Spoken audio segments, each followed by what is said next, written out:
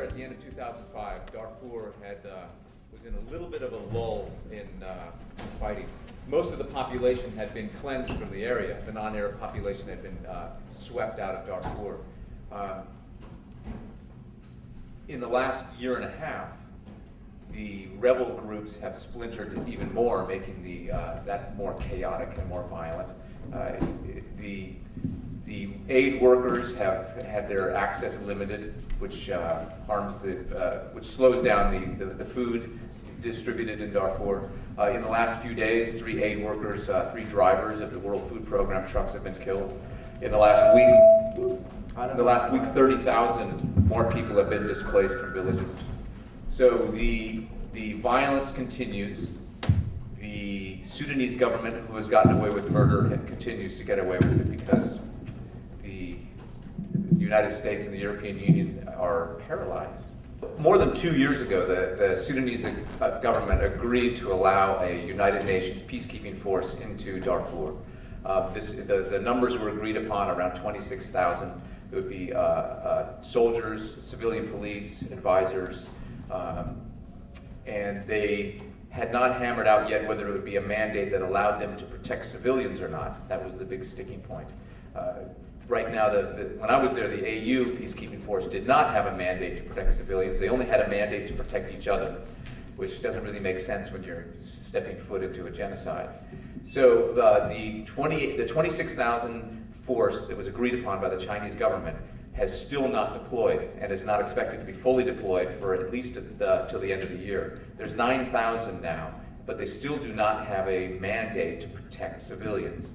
And the answer, of course, right now is to protect these people that need protection. These are people that have been chased out of their homeland, chased out of their homes, had everything taken from them or destroyed.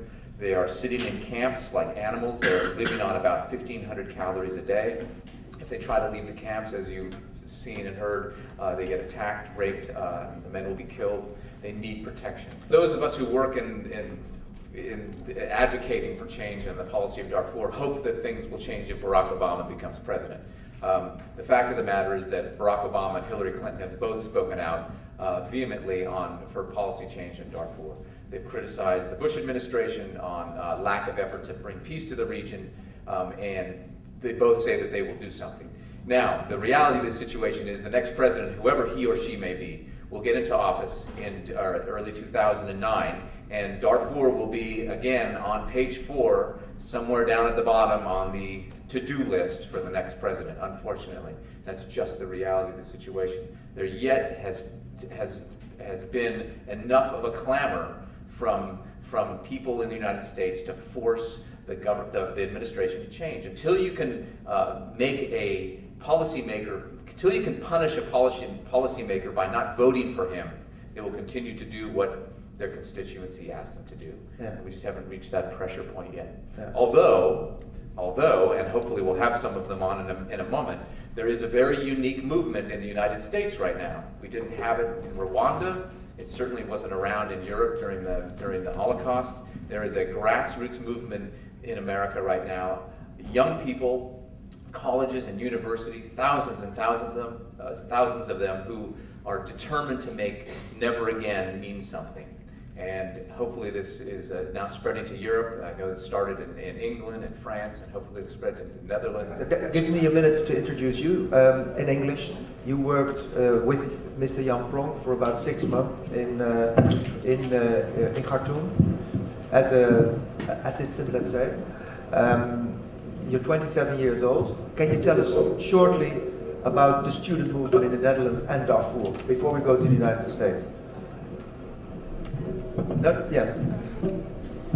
Is anything happening here in Holland? In the Netherlands, well, I was really happy to hear that some students, I was really happy to hear that some students in Nijmegen are starting up a movement similar to the one in the US. I think before that, it's not really a topic that is very alive in Holland generally and among students. I don't think there's a lot of interest in this topic, so I'm really happy to see that this is starting to change. Right. So now you're really online, yeah. So things are starting to change, but it's a really, really small flame in the Netherlands. I hope it will change. I hope it's an indication that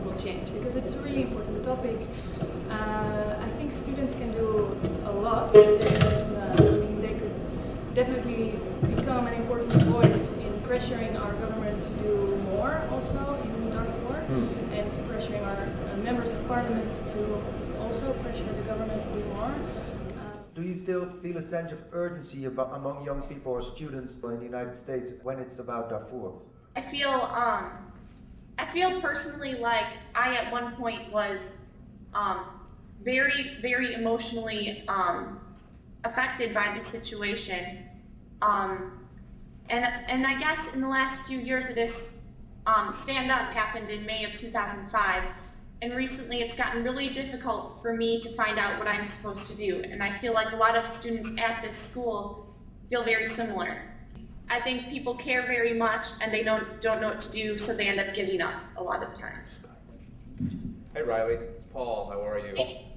Good, how are you? Good, good. I know that one of the things that the young people in the United States are dealing with, and the organizations like STAND and Campus Progress, is there are thousands and thousands of students who want to make never again mean something, but it's very difficult day in and day out to see no movement from the Chinese government, the Sudanese government, from our own government in trying to make something happen in Darfur.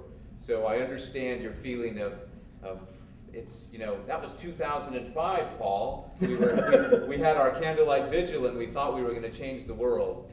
And to see, you know, almost 3 years later, to understand that a genocide has been continuing to play out in our world in 2008. What impressed me about the McDonald sisters, Hannah and Riley McDonald, is that they had that correct moral response, that outrage to what was happening, and they decided that they weren't going to sit around and do nothing. And while I'm sure they have busy lives, what they did in a couple of months in Illinois back in 2005 was remarkable, and it moved an entire community.